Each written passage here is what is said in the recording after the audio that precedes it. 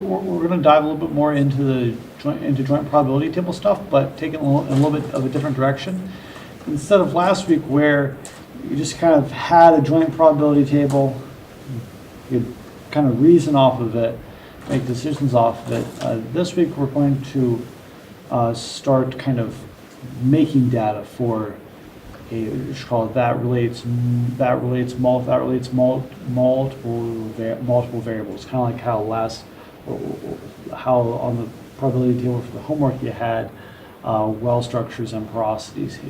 We're going to be looking at relating these different things and kind of creating the probabilities that you can use on tables like that. So let's pray and get started.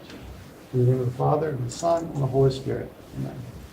But God, I give you praise and thanks for the gift of today, and for the gift of our ability to reason.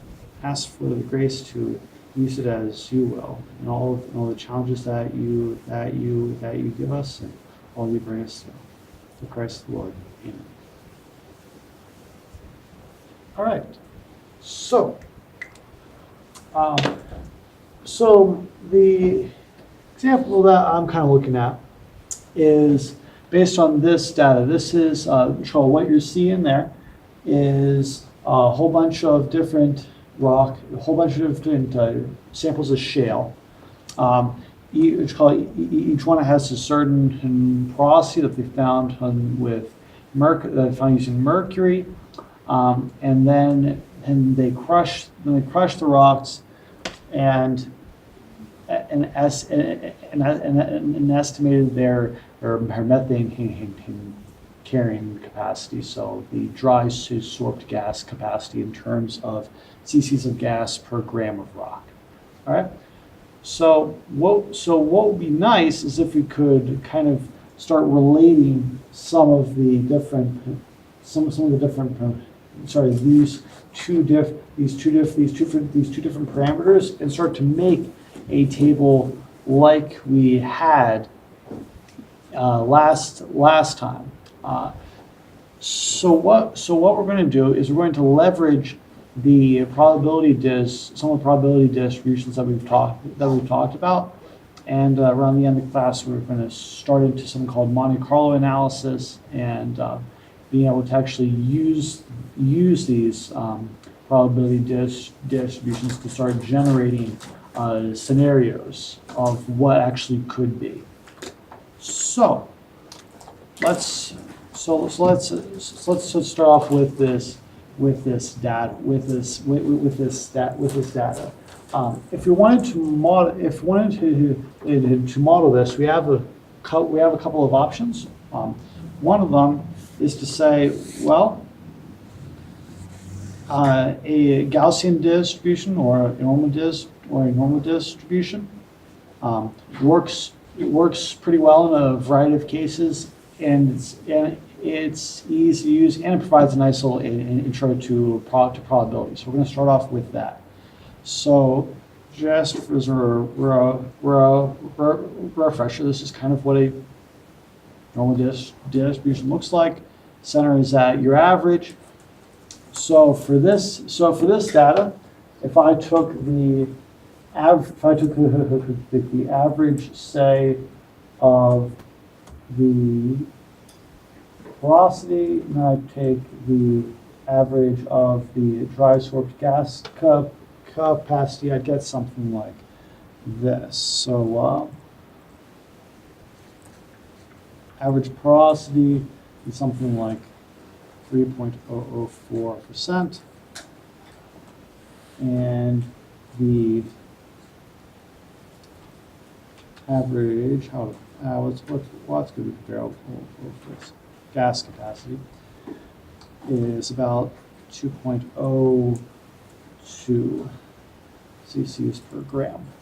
Okay, so we can make two different normal distributions based off of this data. We have one that might be centered at one number, and then we might make a second distribution that's centered at the other value. So how do we find probabilities using normal distributions before? How do we use these to find probabilities? Anyone remember? Based on the standard deviation. Okay. So what did the standard deviations tell us? They separated it into vertical segments where the new area under the curve. Okay, cool. So right, we need to know the area under this probability density function. So that's another name for this. This is not just a one word for it is a probability distribution. Another word for it is a probability density function.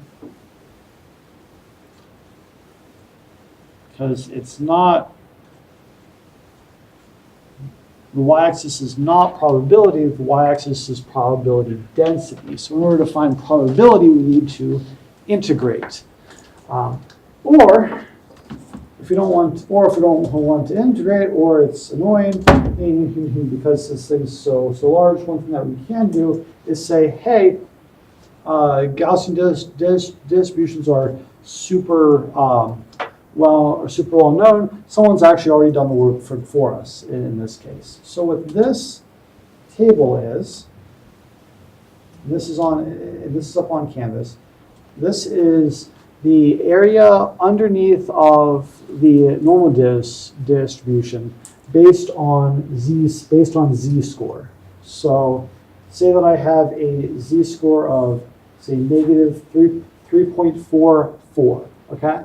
So z equals negative 3.4, and then this top row is the third, is what's called the hundredths place. So negative 3.44 gets me a probability of 0.03 of having so it gets me a probability of having a z-score less than that as 0.03%. So the green area is the area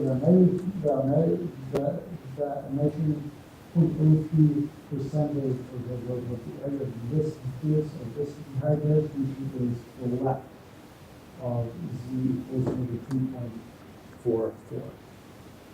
Cool beans?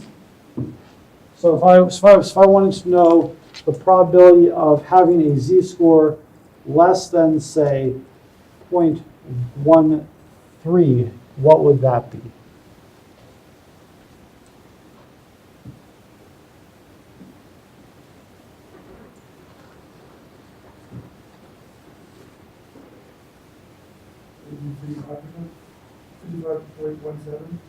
Yes. So 0.13, 55.17% of the area is to the left of that. Now where it starts getting interesting is when we want to know a range, and ultimately that's more what we care about for. That's more of what's interesting to us, because if you remember from the homework, it wasn't just, okay, is probability greater than less than a number. We want to, we don't just want to know, is it good or is it bad? We want to know how good it is or how bad it is. So if you look at this curve describing porosity, maybe 2% here, maybe 1%. So over here, I'm just kind of choosing some locations pretty arbitrarily. Something that would be interesting to know is, okay, or what is the probability of getting a porosity between 1 and 2%? What is the probability of getting porosity between 2 and 3%? Like porosity between 2 and 3%. So how would I go about figuring that out? Remember, these aren't these aren't z scores. So how do I get there from here? We have to find the z-scores for them. Cool. So let's do this. So if these are, so this is my average porosity. This is my average gas capacity. There's some units.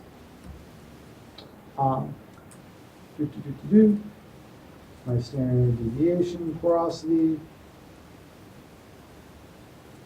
Standard deviation gas of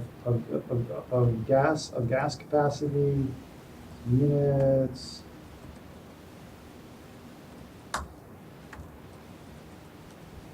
Do this quickly. There we go. All right, and then if I wanted to throw down some z-scores.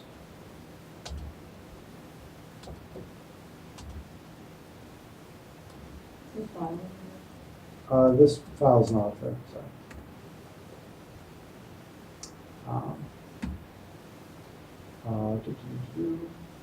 Average minus that divided by standard deviation, right? So, oops, sorry, wrong. That way. Okay, copy that down. Without formatting. Do the same thing here.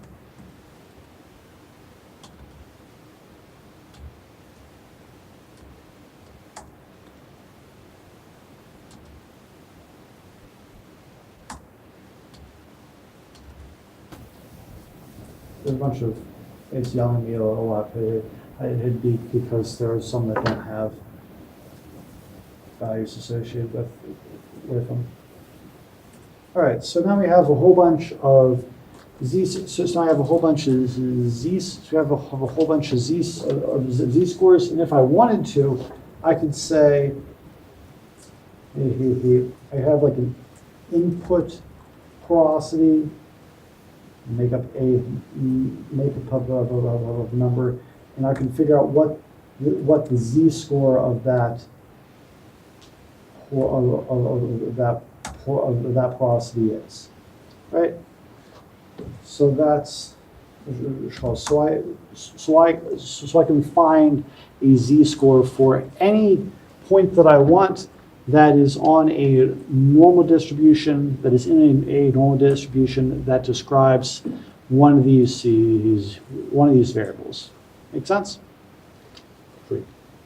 So based on that, based on that z-score, I can just go back to this table, start picking out probabilities, and saying, okay, if I'm looking for a porosity that's less than 2%, I can figure out what the probability of getting that is.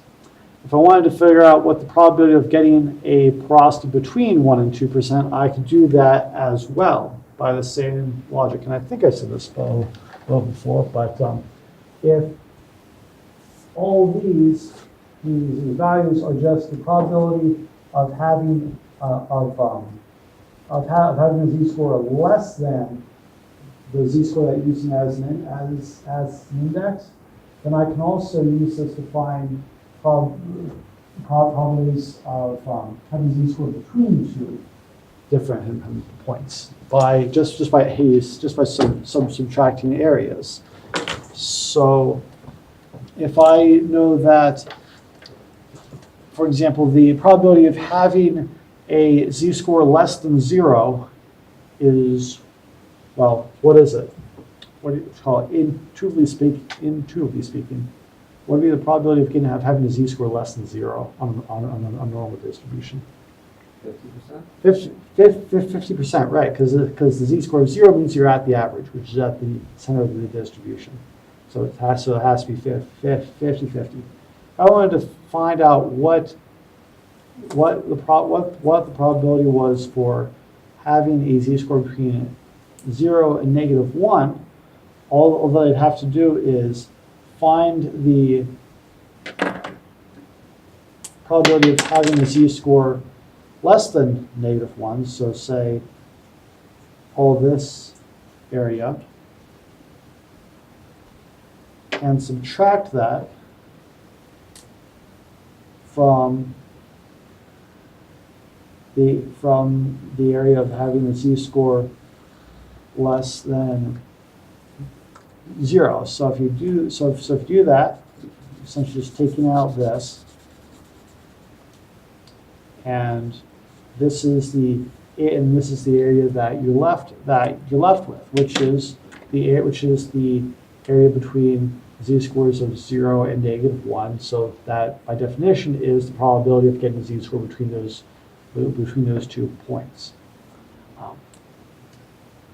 So are you good on how to get that one? Sweet. All right. So, I'm a little scatterbrained right now. So by the same logic, we can take a data set, start cutting it up into intervals then, and say, okay, what's the probability of having a porosity in this zone, in this zone, in this zone, in this zone, and in this zone? Say for this particular data set, we could say, okay, let's look at, let's consider the z-scores from -1.4 to -0.86 to be in one category, -0.75, 0.75 another category, and everything above of 0.75 is in a third category. Kind of like how our probability table for homework kind of lump things in to different groups. The idea being that if there's maybe there's just some demarcation line that is of interest to you, maybe what's called porosity correlates with EUR or something like that, and there are different what's called, and you want to cut it by $10,000 thresholds or something like that. I don't know. Depends on what you're looking for. But you can cut but if you can make different categories that are of interest to you, then then you can start defining probabilities for each category. Teresa, do you have a question? Yeah. I thought z-score had to be between 1 and -1. No. Z-score is what? Mathematically speaking. It's like something about that, something else. Okay. Yeah, it is. So the definition of a z-score is the deviation divided by the standard deviation. So where the standard deviation is a particular observation, a particular trial, or a particular event, and minus the mean. It's that divided by the standard deviation. So it's just how far you are away from the mean in terms of standard deviations. So like this, a porosity of 0.4 is 1.4 standard deviations underneath of the mean porosity. Okay. So like if you can go back to the other one, the drawing, you said like that red area minus the orange area would be, or something, you said z minus 1. Yeah. So let me just draw. Let me just draw a new one.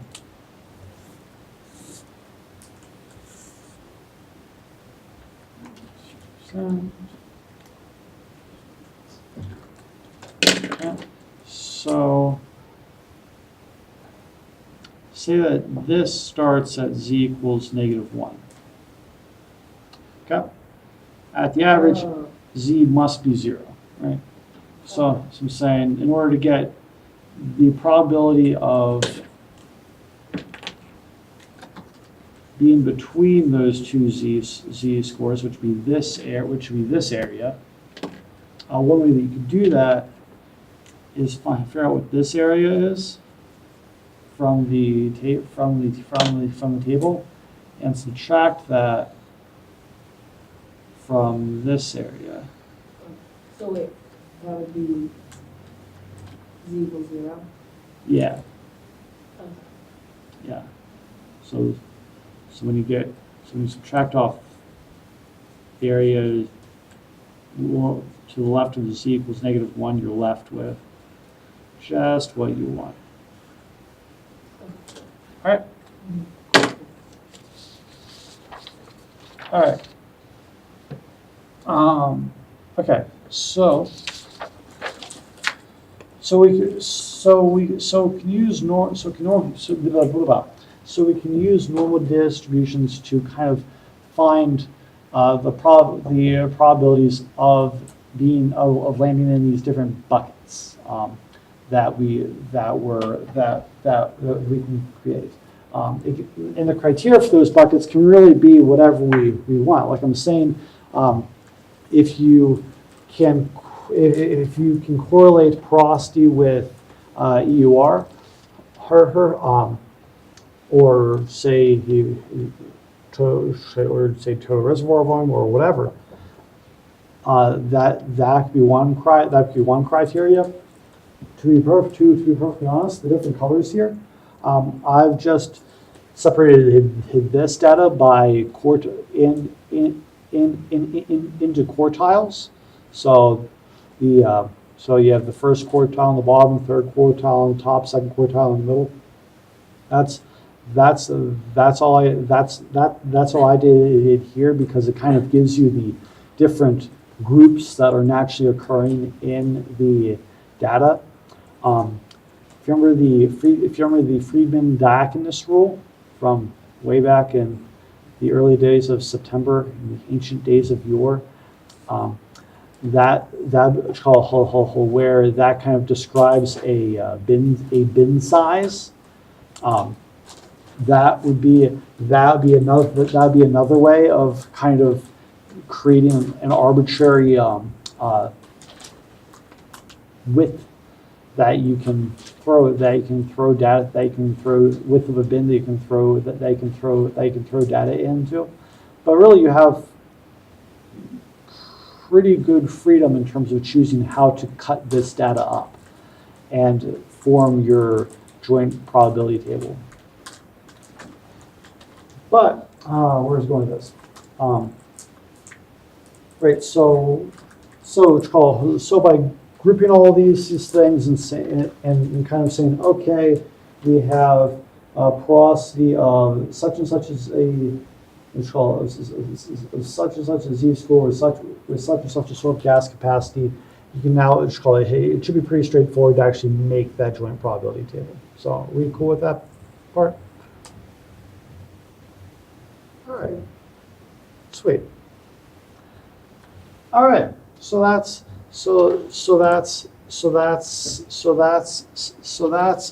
that. We can make the probability table. That's half the battle. The other half of the battle is saying, okay, so we can estimate the probability for each of these events.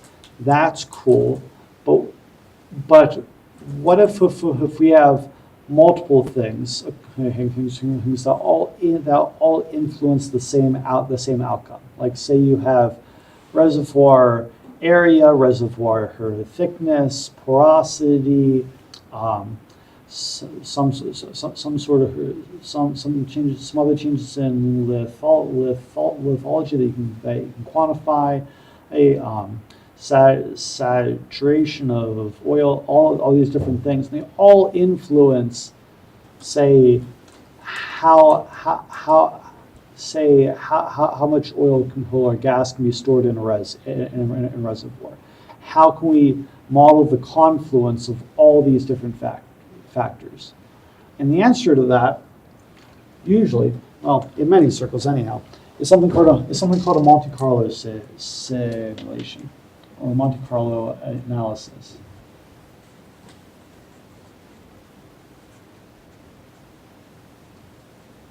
If I can spell it, it'd be even better.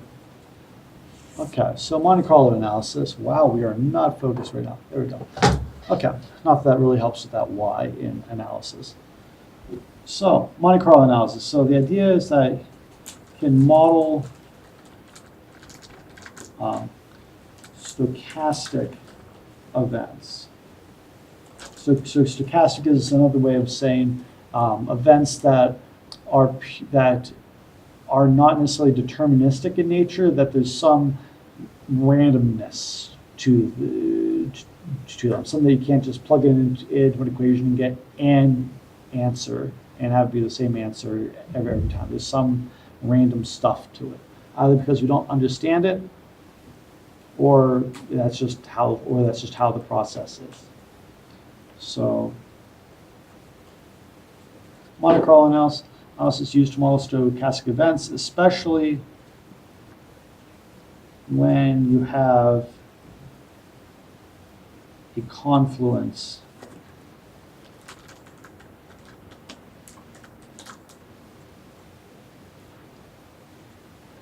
of smaller stochastic events that all impact your model.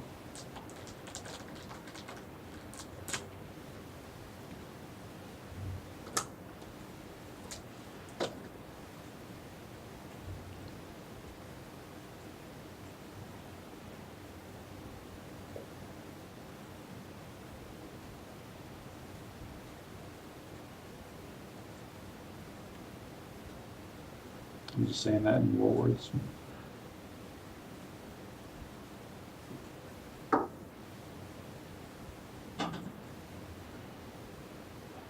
All right, so what is it? So that's like the big picture, but a Monte Carlo analysis is in and of itself pretty darn straightforward. For example, say that I'm looking at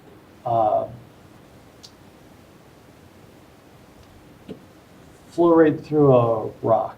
So I have only the best equation ever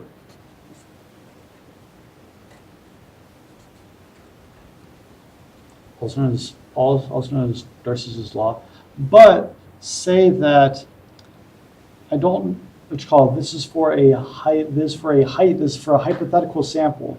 So I don't really know what the permeability is.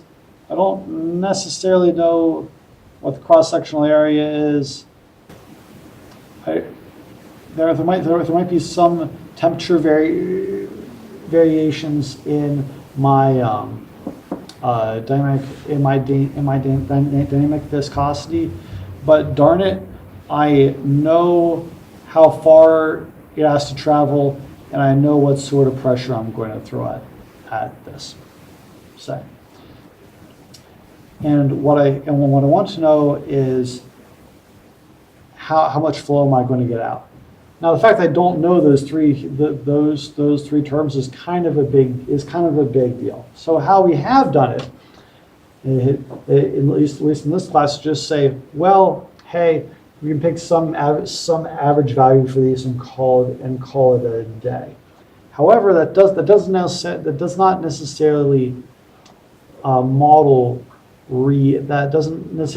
all the different possibilities or what could happen, based on what's most likely to be down there. So what we could do is come up with some model for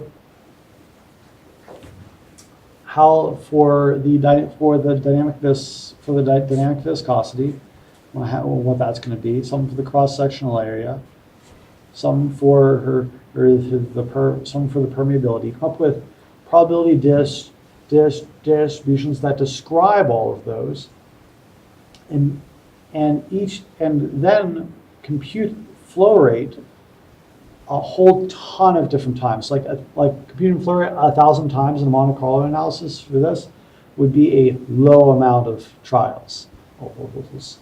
So the idea is that you want to keep producing results until you start seeing the effect of the law of large numbers, which is an awesome name for a mathematical law.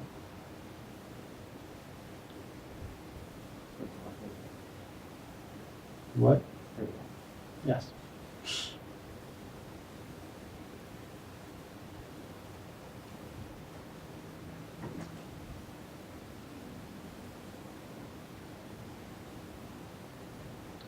So what the crap is the law of large numbers, right? So, let's have a look. I'm glad you asked. So, this script, how many do I have here? I'm going to turn this guy down. So this script is a random number generator.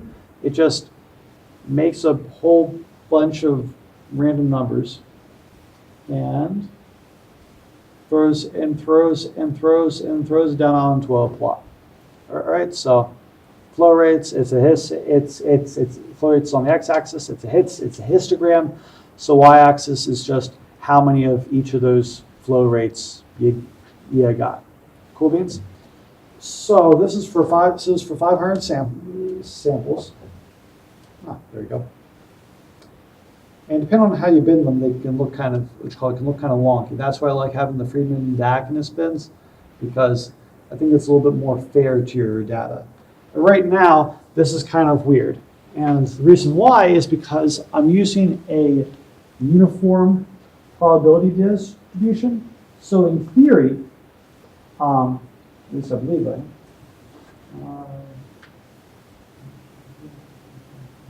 Okay, I need to turn that off. Whoops. Yeah.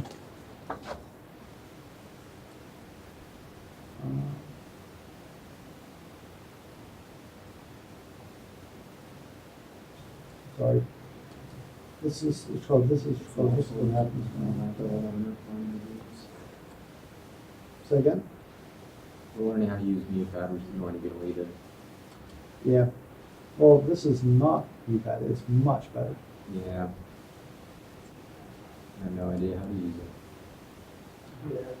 Well, don't worry. You don't need to learn how to use MATLAB. This is just me.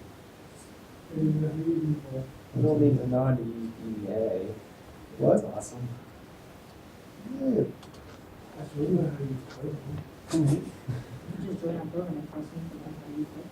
Yeah, why not you? There you go. So let's have a look at this. Sorry. So the idea is that if I have a relatively small sample size, so I have like 10 things that I'm trying to create here. 10 different samples that I'm making. It looks pretty crappy. It doesn't look like a uniform distribution, where a uniform distribution means that every number should have the same chance of coming up. And this doesn't really look quite like that. We have a couple high, a couple low, et cetera, et cetera. As we increase the number of as we increase the number of samples, it should start to even out. The more samples we have, the more even it should start to be. And that's the law of large numbers in a nutshell. As number of samples goes towards infinity, the samples that you get out will more perfectly recreate the probability distribution that they are being taken from. That's either if I go outside and start like pulling up blades of grass from the football field and measuring how wide they are, or eventually a probability distribution will emerge from that. If I start measuring porosity of rocks, a probability distribution will emerge from that, and it'll be consistent. Or if I have something like this, where I know what the probability distribution is that I am actually sampling from, my data will always start to recreate whatever actually is underlying it, right? So for Monte Carlo analysis, you're running the simulation until you start to see whatever probability distribution underlies your underlies your answer, which is a kind of weird thing to think about, right? Like how do you figure that out? Well, one thing that you can look at is something called a residual. So based on all this stuff, I can come out with a bunch of flow rates, and if I start plotting those on a histogram, like as not, I'll probably end up with something Gaussian if all these are Gaussian distributions. And if I do that, and this idea would work for just what's called for a whole number of different distributions, not just a Gaussian one. Just saying that one because that's what I have. So say I have 500 samples here, and I have some average value based on that. If I compare that to, say, the average for 700 samples, and I find that the difference between X bar at 500 and X bar at 700, I find out that that difference is less than, say, 1% or 0.1%, would probably be a better one. Then I'm probably starting to approach, well, kind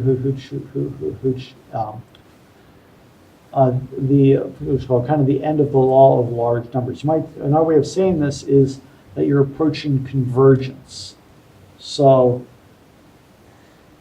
this would be like my convergence criterion. If I'm converging to it tells me whether or not I'm converging to a single answer. Because after a while, you might imagine that no matter how many flow rates I pull out of this, it's still going to be pretty much, the average is still going to be pretty much the same number. The distribution is going to be pretty much the same. So essentially what this convergence criterion does, not criteria, criteria is plural, criterion.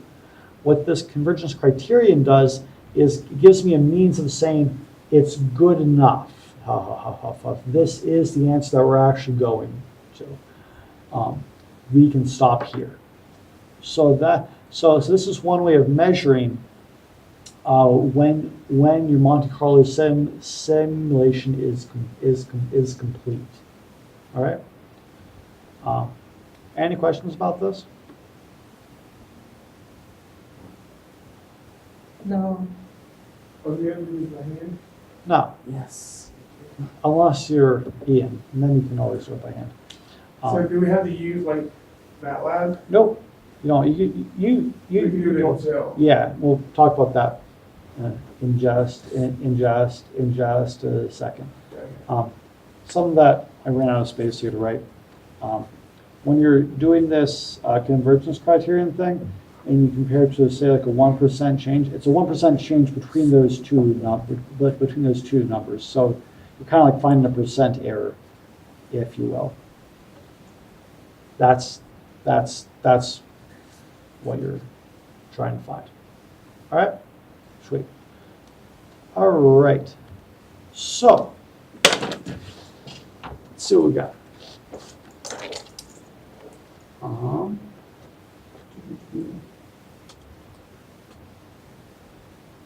All right, so if we're going to do this, we need to be able to sample probability distributions. Sampling a Gaussian, there are built-in functions for different things, but something that's really handy in Excel is that you can make it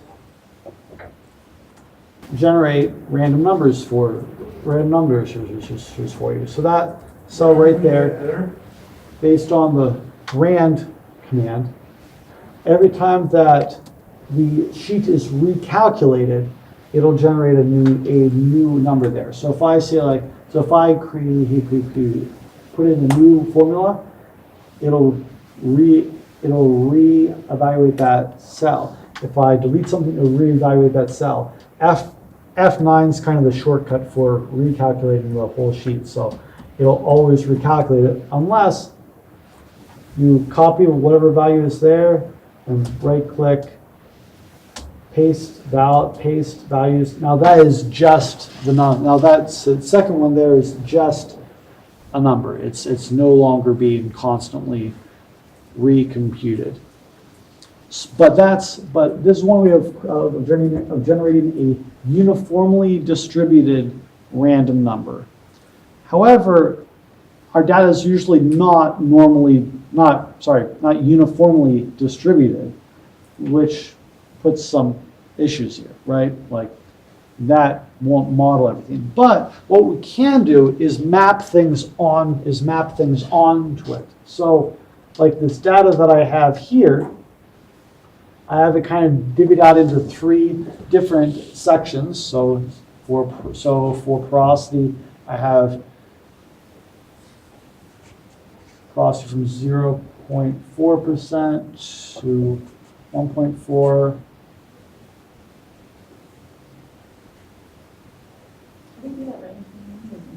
Equals rand, Rand open and close. open close. Oh, you just do open close? Yeah. Yeah. What does it do, random number of? It's a uniformly distributed random number between 0 and 1. Oh, Yeah. Inclusive, I believe. So it's not really that exciting. But it is exciting when you can start using it to do things like this. So say that I have these 3 bins, say, and I know that in one bin there are 7 samples that fit in the first bin. There are 1, 2, 3, 4, 5, 6, 7, 8, 9, 10. There are 10 items that fit in the second bin,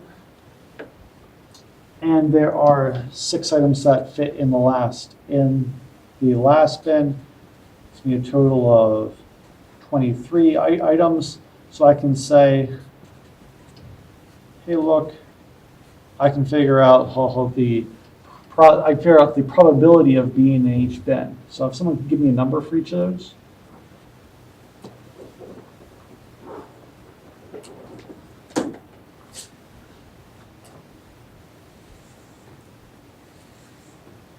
Uh, 0.304 for the first one. Okay. 0.434, second one, Okay. and 0.2608. 2608. Yeah. 260.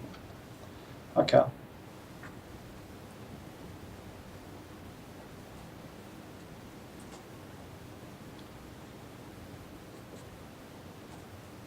Okay, so I have these different probabilities. Kind of thinking in the same way that we did about areas under the normal distribution corresponding to probability, we can kind of think the same way and map this obviously non-uniform probability distribution onto a uniformly distributed variable, in this case between 0 and 1, because we know that we can generate these values like crazy. It's hard to generate stuff like it's harder to generate things that aren't uniformly distributed. So, for example, if I have a porosity from 0.4 to 1.4%, I know, if I want a probability from 0.4 to 1.4%, I know I have a probability of about 30.4% based on this data, right? So what I can say is, well, from 0 to 0.304, that's going to correspond to a porosity in that range. Then I can just uniformly distributed numbers, sorry. By the same token, I know that another 43.4% of this, if it's going to correspond to a porosity from 1.4 to 4.3%. So this would be like from 0.304 to 0.738, which is just 0.304 plus 0.434. In this last bit, which must be 0.261, 262, depending on how your rounding goes, will correspond to kind of my last bit of porosity.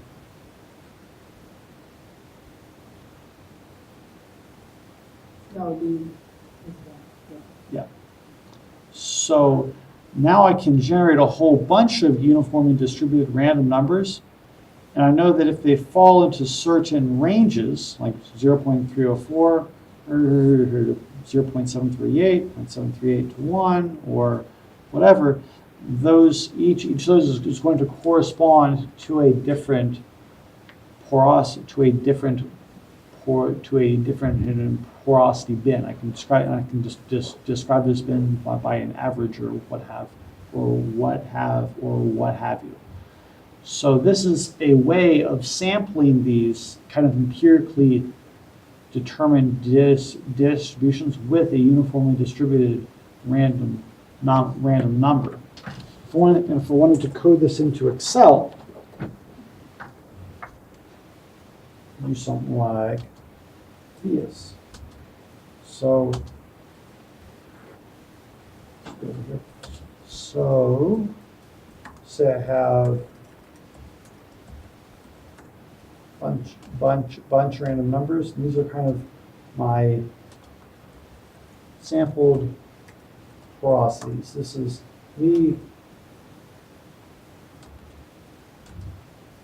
actually no, this is just a number generator. And I want to transform that into some sort of, it's called some sort of porosity that corresponds to the probability, I want to say the probability mapping that we just figured out. Something that we can do is use Excel to ask a question. If you're programming or have been programming, this will be an if statement. So you can say equals if, and you do some sort of a test. Same as in Python, same as in thing as in VBA. So say my first mapping would be if it's from 0 to 0.304. So I'm going to say if this is less than 0.304. That means that it's going to have a porosity. I'm just going to take an average of the two ends of that bin. It's going to have a porosity of 0.9%. You could also think of this as me making a tree here and saying, I'm making a decision tree and saying, if my sample is going to be X. If X is less than 0.304, then porosity equals 0.9%. If it's not, then else if this is less than 0.738, porosity equals 5.7 over 2 is 2.85%. So that would correspond to my next bin. And so on and so forth. Actually, the last one I don't even need an else if for because it's only been left. That'd be 7.5, 11.5, 5.75.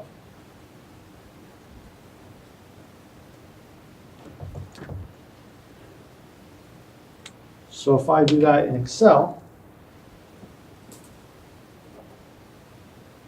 so if you look at the little thing in here, the first is the test, is the question, comma, value of true, comma, value of false. So if it's true, it's 0.9%. If it's false, I want to ask, and I can just nest these, and I can nest these things as far as I want. 738, okay, is that value less than 738? And if so, it's 2.85%, and if it's not, it's 5.75%. I can drop that down for all of them. So every time that those random number generators are changing. Yeah, it's called. They'll update every time that I put in a new. They'll change every time that I change the sheet, unless I highlight them, copy. I'm just going to go up to the top, right click and hit paste values. That overwrites all the formulas in the cell. Now they're just all numbers. Okay. So So that's what you're gonna want to do, right? you're going to want to do that, Okay. because also just be a pain in the butt. Okay, so does that make sense? Cool. All right. So that's all I've got time for today. Have something up for that soon. And thanks for stopping by.